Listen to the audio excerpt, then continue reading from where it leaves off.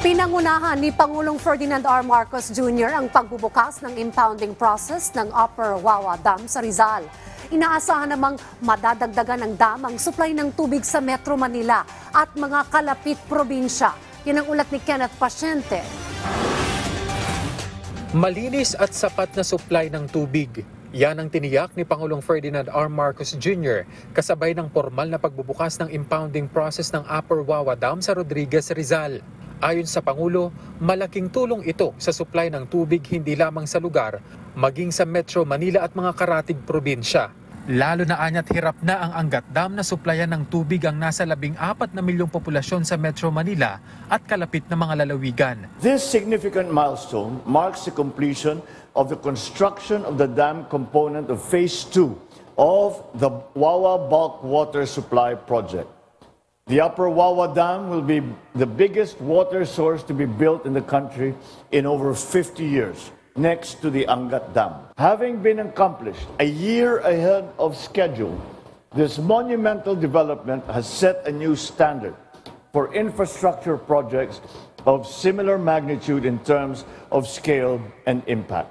Punto ng Pangulo na ang supply ng tubig mula sa Wawa Bulk Water Supply Project ay inaasahang magpapataas ng supply ng tubig sa 438 million liters kada araw mula sa dating 80 million liters lang.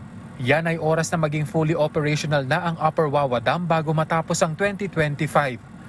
Giit pa ng Pangulo, maaari pa itong madagdagan sa mga susunod na taon na maaaring umabot sa 710 million liters per day. These 438 to 710 million liters per day translate to supporting the water supply needs of about 2.2 to 3.5 million Filipinos in the MWSS service area.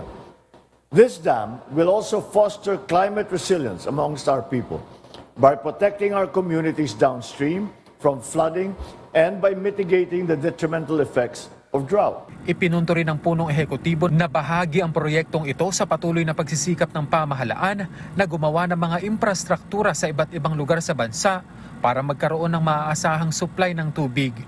Bagay na anya'y naging posible dahil na rin sa tulong ng pribadong sektor.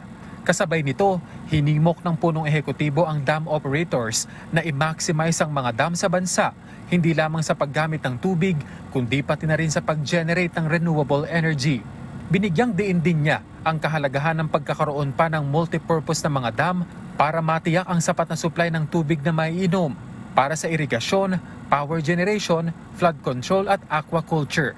Rest assured that this administration remains firm in its resolve to pursue a more transformative endeavor that will champion the optimal health and growth of Filipinos across the country.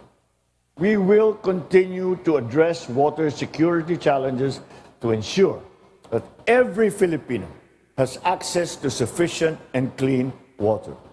At the end of the day, water remains at the core, not only for human survival, but also for national development.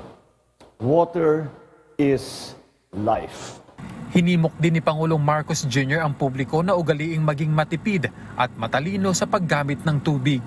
Kenneth Pasyente, para sa Pambansang TV, sa Bagong Pilipinas.